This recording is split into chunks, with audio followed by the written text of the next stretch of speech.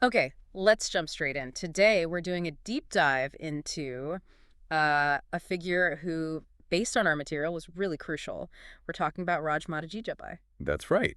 And for this, we're looking specifically at excerpts from Rajmata Jijabai, mother of Swarajya. Hmm. So our mission really is to understand her role, in shaping Chhatrapati Shivaji Maharaj and the Maratha Empire's beginnings, but only based on what this text says. Exactly, sticking strictly to this source. And it presents her as, well, much more than just Shivaji's mother, doesn't it? Like a political and spiritual guide. It really does. So, to start, who exactly does the book say she was? The basics. Okay, so the source identifies her as Jijabai Shahaji Bhonsle, daughter of Lakhuji Jadhav, wife of Shahaji Raje Bhonsle, and of course mother to Chhatrapati Shivaji Maharaj. It gives her birth date as around 1598 CE, And her deaths. June 17th, 1674 CE. Right. And the timing of that is significant according to the source, just after the coronation. Yeah, the text really highlights that, just days after Shivaji was crowned. It's quite poignant. Definitely. What about her early life? The source mentions it was a bit turbulent. Very much so. The book talks about significant political instability. Yeah. She was born into this well-known Jadhav Rao family, famed for, valor, married young to Shahaji Raje. And they moved around a lot. They did. Places like Pune, Shivneri Fort, Rajgad.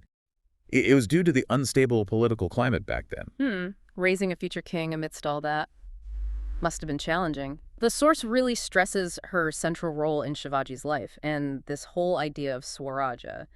How does it describe that? It's quite direct. The text calls her the central force behind his upbringing and his vision. Central force. That's strong. How does the source back that up? What did she actually do? Well, it points to a few key things. First, the moral and spiritual foundation she built. The book says she used stories, from the Ramayana, Mahabharata, other great kings and heroes. Ah, okay. So not just bedtime stories.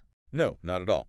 According to the source, she was using these epics to instill Hindu values, justice, bravery, devotion to Dharma, and this core idea of being a protector of people, of faith. So using these ancient narratives as sort of moral instruction. Precisely.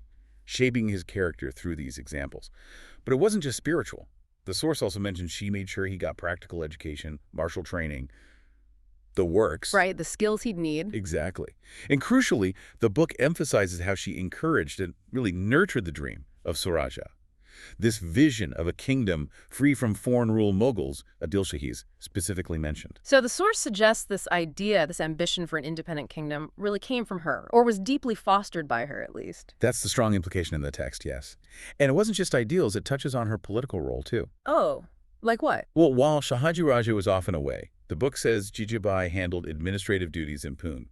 It suggests she guided Shivaji on alliances, strategy, making tough calls. So managing things on the ground, giving actual political advice. Yes. And the source even credits her with inspiring his first major conquests. It specifically points to capturing Torna Fort as the moment that kind of kicked off the whole process of building the Maratha Empire. Wow. So moral compass, practical education, political guidance, and the spark for empire building. That's quite a portfolio. It really is, according to this text. Which brings us back to that moment in 1674. Right, the coronation. The source confirms she was there. She lived to see him crown Chhatrapati at Rajgad Fort, and then, as we noted, passed away just days later. She saw the dream realized. An incredible end to that journey. Does the book sort of list out her key qualities? What made her the central force? It does, yeah. It explicitly calls her courageous, facing all that hardship. Yeah. Spiritual, deeply religious, guiding them morally, visionary, holding on to that dream of Swarajya, and a wise leader managing administration, backing his campaigns. Courage, spirituality, vision, wisdom, that's Potent next, yeah. So if we pull all that together, just based on this source material, what's the final takeaway? How does the book frame her ultimate importance? The source is very clear, very definitive on this. It says she was much more than a mother. She was his mentor, his guide, his spiritual guru. Mentor, guide, guru. Yes. And it makes the bold claim that without her vision, the discipline she instilled, her devotion, the very foundation of the Maratha Empire wouldn't have been possible. The source basically credits her with laying that essential groundwork. The foundation would not have been possible. That's a huge statement from the text about her legacy.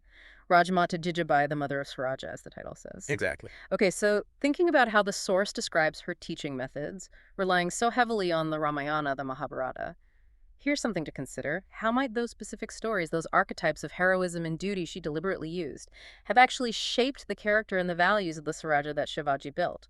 Something the source makes you wonder about.